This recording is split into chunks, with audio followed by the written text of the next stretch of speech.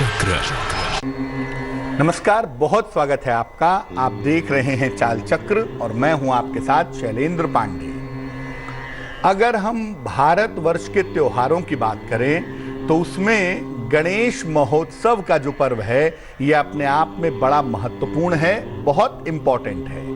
और कल से गणेश महोत्सव के पर्व का आरंभ होने जा रहा है। कल से गणेश महोत्सव के पर्व की शुरुआत होने जा रही है। चाल चक्र में गणेश महोत्सव के बारे में आज क्या बात करेंगे, चलिए बताते हैं आपको।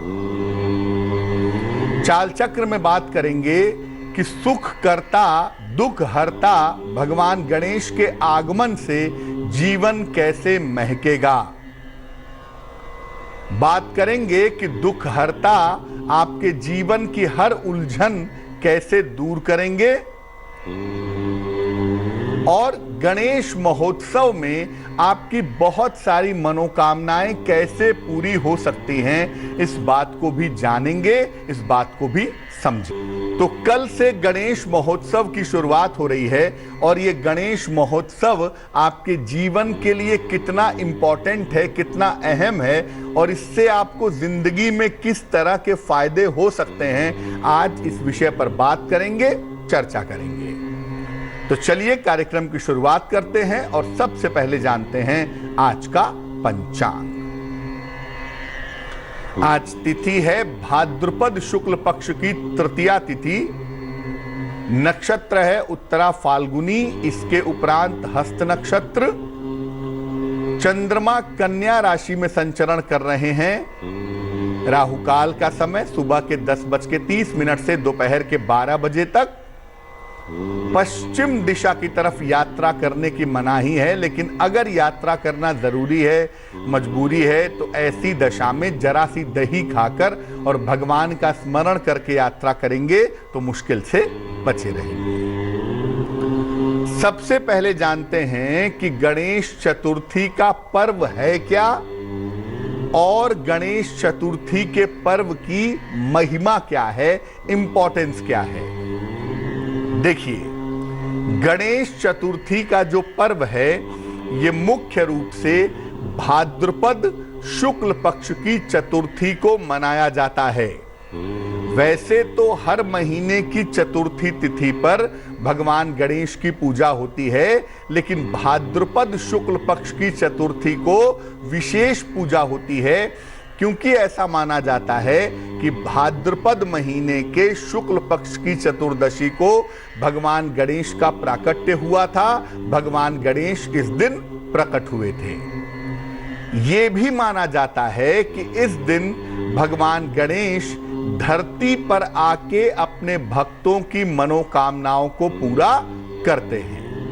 तकरीबन 9 से 10 दिन तक भगवान गणेश की ये पूजा होती है और इसको गणेश महोत्सव कहते हैं।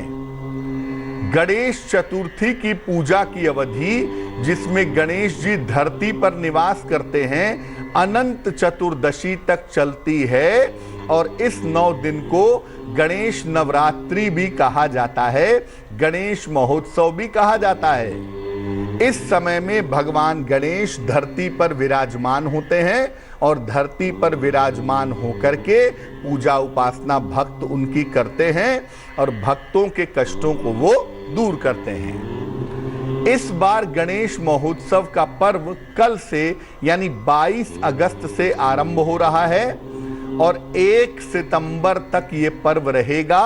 1 सितंबर को अनंत चतुर्दशी का पर्व है। उसी दिन गणेश जी की प्रतिमाओं का विसर्जन किया जाएगा, गणेश जी को विदाई दी जाएगी। अब ये जानते हैं कि किस प्रकार से गणेश जी की उपासना से मनचाहा वरदान मिल सकता है। गणेश महोत्सव में वरदान मिलते हैं, गणेश महोत्सव में वरदान की प्राप्ति होती है। आखिर किस तरीके से मनचाहा वरदान मिलता है? देखिए, गणेश महोत्सव में भगवान गणेश 10 दिनों तक भक्तों के बीच में रहते हैं। इस समय में श्रद्धा से अगर आप उपाय करें, श्रद्धा से अगर भगवान की पूजा करें तो भक्त की हर मनोकामना आप पूरी कर सकते हैं। अगर 10 दिनों के गणेश महोत्सव में किसी भी दिन उपाय किए जाएं तो निश्चित रूप से लाभ होगा, निश्चित रूप से फायदा होगा। जरूरत सिर्फ इस बात की है कि इन 10 दिनों में आप जिस दिन भी उपाय कर रहे हैं, कोई भी उपाय कर रहे हैं, सात्विकता और पवित्रता आपको बनाए रखना होगा। सात्विकता और पवित्रता का पालन करना होगा। पहली समस्या, आप चाहते हैं कि आपका मनचाहा विवाह हो, या आप चाहती हैं कि आपका मनचाहा विवाह हो, तो मनचाहे विवाह के लिए क्या उपाय करें? भगवान गणेश का श्रृंगार करें। कैसे करेंगे? उन्हें पीले वस्त्र, पीले फूल और मोदक अर्पित करेंगे। इसके बाद एक मंत्र का जप करेंगे। मंत्र देखिए स्क्रीन पर। मंत्र है ओम विघ्न हर्त्रै नमः। ओम विघ्न हर्त्रै नमः। इस मंत्र का 108 बार जप करें। इसके बाद उस पीले वस्त्र को सहेज करके अपने पास रख लें, संभाल करके। ये उपाय गणेश महोत्सव में किसी भी दिन प्रातः काल करना चाहिए। अगर आपका विवाह नहीं हो पा रहा है, या आप मनचाहा विवाह करना चाहते हैं या चाहती हैं, और ये उपाय आप गणेश महोत्सव में करते हैं, तो आपकी शादी जल्दी से जल्दी हो जाएगी। संतान प्राप्ति के लिए क्या उपाय करेंगे? भगवान गणेश को फलों की माला अर्पित करें। फल ले लें, सेब ले लें, केला ले लें, अंगूर ले लें, उसको पीले धागे में बांध करके उसकी एक माला बना लें, और इस माला को भगवान गणेश के गले में पहना दें। और इसके बाद संतान गणपति स्तोत्र का पाठ करें। और अगर संतान गणपति स्तोत्र का पाठ नहीं कर पाते, तो आप पढ़ेंगे ओम उमा पुत्राय नमः। ओम उमा पुत्राय नमः। इस मंत्र का 108 बार जप करेंगे। और जो फल की माला आपने चढ़ाई थी, इसको बाद में निकाल लीजिएगा, और इस माला के जो फल हैं, ये बच्चों में बांट दीजिएगा। ये प्रयोग गणेश महोत्सव में लगातार 3 दिन तक करें। आपकी संतान संबंधी जो समस्या है, वो समस्या निश्चित रूप से दूर हो जाएगी। आप चाहते हैं कि आपका मकान बन जाए, आपको संपत्ति का फायदा हो जाए, संपत्ति का लाभ हो जाए, तो संपत्ति प्राप्त करने के लिए, मकान बनाने के लिए क्या उपाय करेंगे? भगवान गणेश को लाल फूलों की माला अर्पित करें। इसके बाद लाल फल, लाल वस्त्र और एक तांबे का सिक्का भी अर्पित करें। इसके बाद एक मंत्र पढ़ेंगे ओम सर्व सौख्य प्रदाय नमः। ओम सर्व सौख्य प्रदाय नमः। इस मंत्र का 108 बार जप करेंगे, और लाल वस्त्र में सिक्के को बांध करके अपने पास रख लेंगे। आपकी मकान बनाने की इच्छा जल्दी पूरी होगी। और ये उपाय गणेश महोत्सव में एक बार सुबह के समय जरूर कर लें, बहुत ही अच्छा रहेगा। अब अगर आप नौकरी प्राप्त करना चाहते हैं, आप चाहते हैं कि आपकी नौकरी की शुरुआत हो, आपका करियर बढ़िया बना रहे, तो नौकरी पाने के लिए क्या उपाय करेंगे? भगवान गणेश को उतने लड्डू चढ़ाएं जितनी आपकी उम्र है। मान लिया आपकी उम्र 32 वर्ष है, और आप 32 लड्डू भगवान गणेश को चढ़ाएंगे उसके लिए, नौकरी के लिए। और हर लड्डू के साथ कहेंगे ओम नमो भगवते लंबोदराय, ओम नमो भगवते लंबोदराय। ये कहते जाएंगे। एक लड्डू स्वयं खा लेंगे और बाकी लड्डू लोगों में बांट देंगे। ये उपाय गणेश महोत्सव में किसी भी दिन शाम के समय जरूर कर लेंगे। आपके नौकरी की व्यवस्था अवश्य हो जाएगी। अब आपको बताते हैं कि गणेश महोत्सव में ऐसा क्या करें जिससे जीवन की सारी विघ्न बाधाएं दूर हो जाएं, जिससे जीवन की तमाम समस्याएं समाप्त हो जाएं।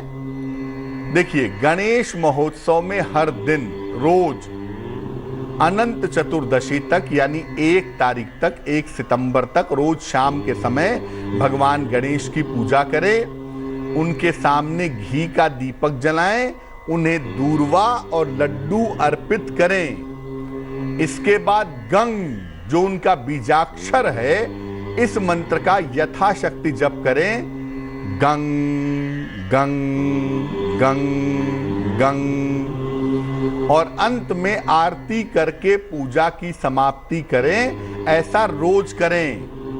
गणेश महोत्सव में जितने ज्यादा दिन ये काम करेंगे उतना ही ज्यादा फायदा होगा, उतना ही ज्यादा लाभ होगा। भगवान गणेश को दूर्वा के अलावा आप चाहें तो बेलपत्र भी अर्पित कर सकते हैं। और भगवान गणेश के मंत्रों का जो जप है वो रुद्राक्ष की माला पर करना सबसे ज्यादा अच्छा होता है। लेकिन भूल कर भी भगवान गणेश को तुलसी के पत्ते या तुलसी दल पूजा में समर्पित नहीं करेंगे। अगर हम गणेश महोत्सव की बात करें तो उसमें नियमित रूप से हम गणपति गजानन की पूजा करेंगे। अब भगवान गणेश की पूजा करने का सही तरीका हमने आपको बताया कि भगवान गणेश की एक मूर्ति रखेंगे, एक चित्र रखेंगे, उसके सामने घी का दीपक जलाएंगे, भगवान गणेश को लड्डू या मोदक अर्पित करेंगे और उसके बाद भगवान गणेश के मंत्रों का जप करेंगे।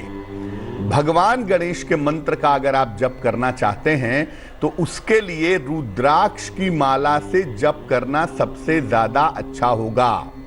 रुद्राक्ष की माला से भगवान गणेश के मंत्रों का जप करें या हल्दी की माला से भगवान गणेश के मंत्रों का अगर आप जप करें तो आपके लिए बहुत अच्छा रहेगा। और भगवान गणेश की पूजा का जो सबसे उपयुक्त समय है, वैसे तो सुबह और शाम किसी भी समय पूजा कर सकते हैं, लेकिन भगवान गणेश की पूजा का जो सबसे उपयुक्त समय है वो समय है दोपहर का।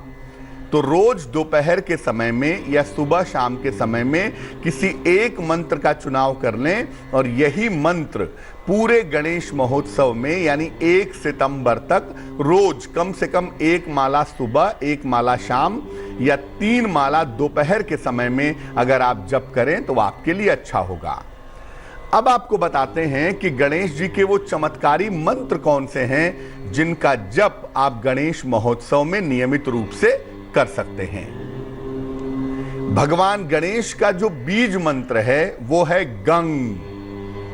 अगर आप कोई भी मंत्र नहीं जानते, विशिष्ट मंत्र नहीं जानते, आप गणपति अथर्वशीर्ष नहीं पढ़ सकते, मयूरेश स्तोत्र नहीं पढ़ सकते, तो ऐसी दशा में गणपति का जो बीज मंत्र है गंग, इस मंत्र का जप करना सबसे ज्यादा फलदायी होता है।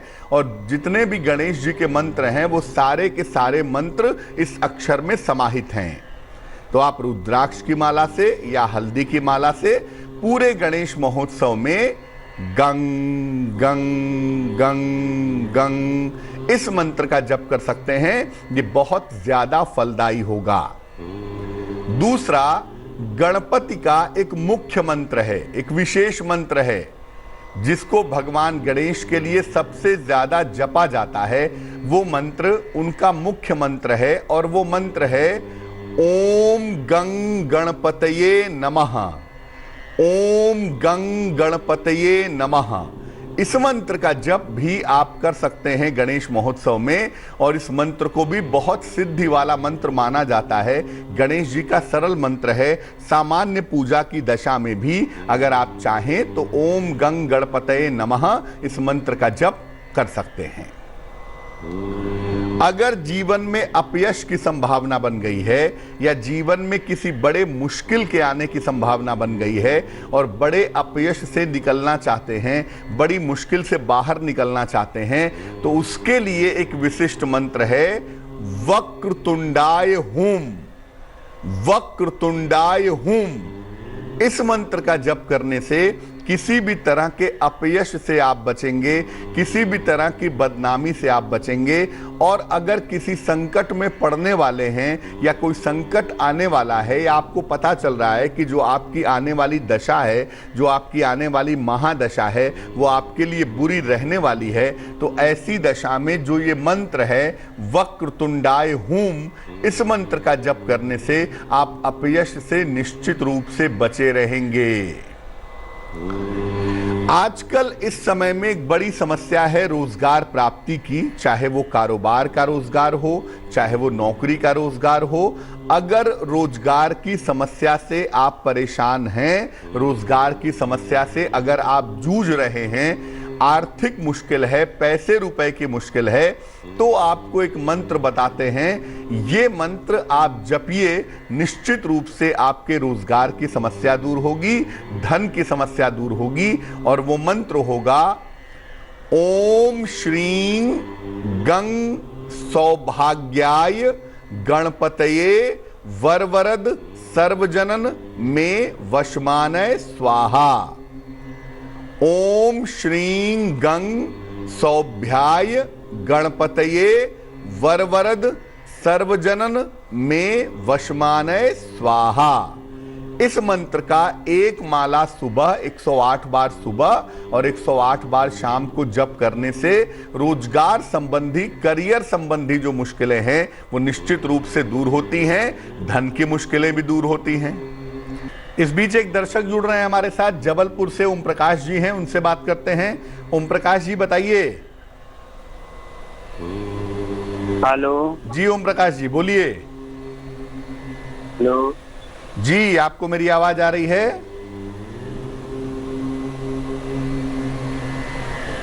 ओम प्रकाश जी, आप मुझको सुन पा रहे हैं?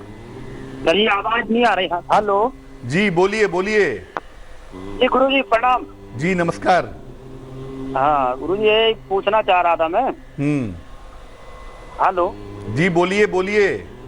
थोड़ा गुरु जी परेशान टाइप के रहते हैं, पैसों की तंगी टाइप की, पता नहीं क्या हो गया है। जन्म की तारीख पता है आपको? जी जी जी जी गुरु जी, 1980 फरवरी। कितना फरवरी? 17 फरवरी।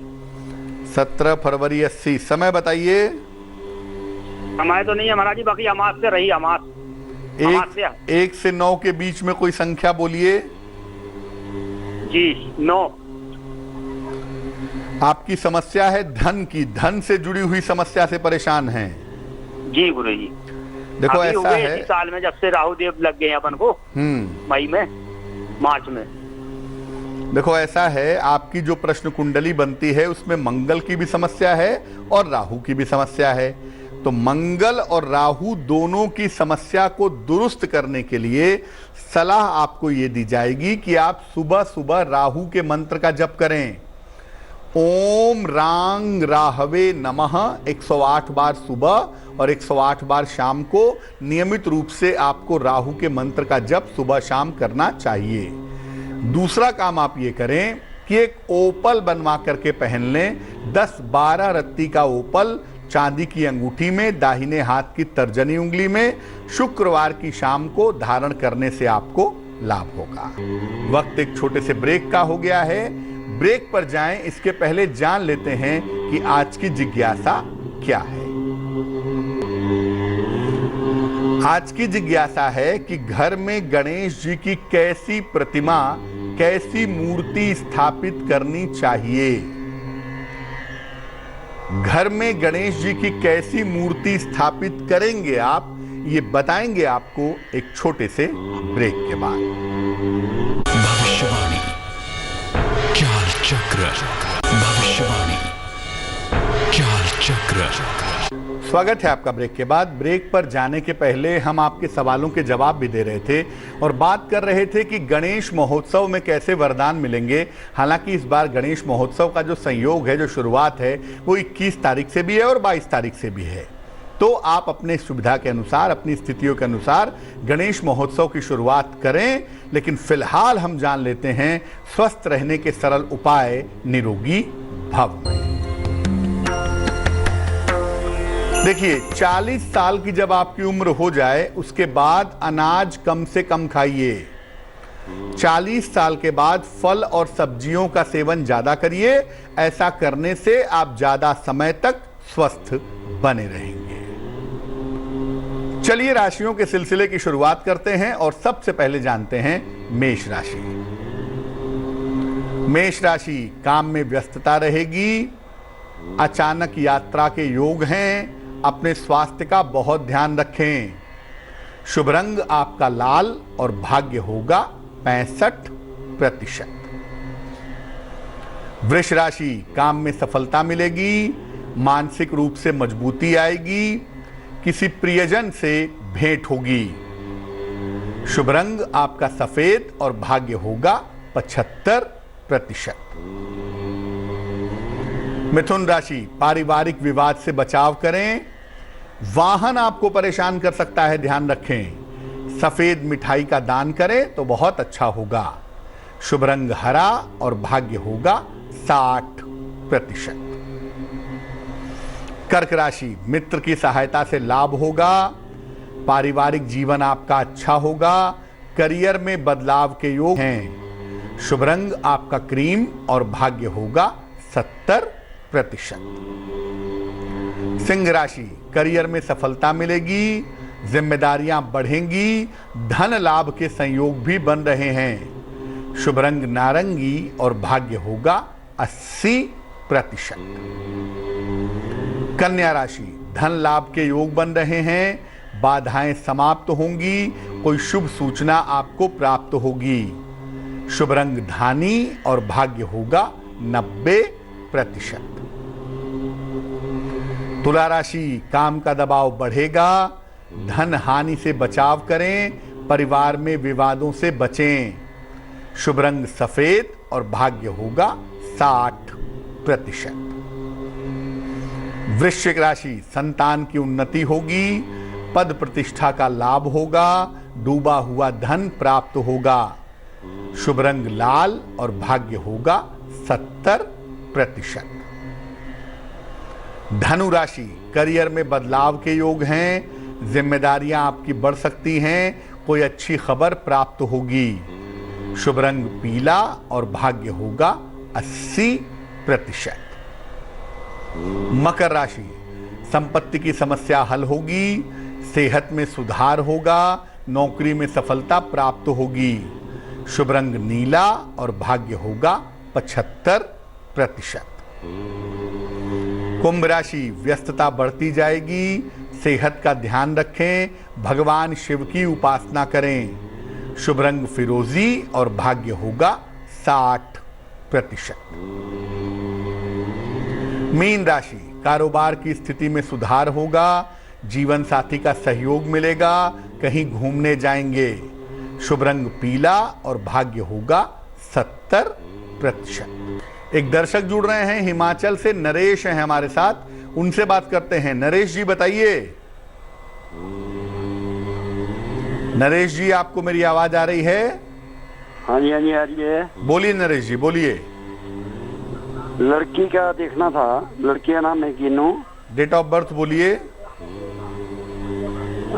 डेट ऑफ बर्थ है 11 अगस्त 1995। समय बताइए। हिमाचल मंडी। समय है 1:25 रात को।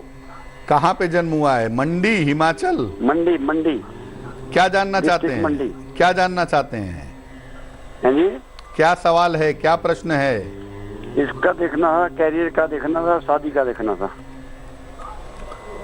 देखिए, इस कुंडली के हिसाब से विवाह होने में थोड़ा विलंब होगा। अभी विवाह होने में तकरीबन 3 साल का वक्त अभी दिखाई दे रहा है।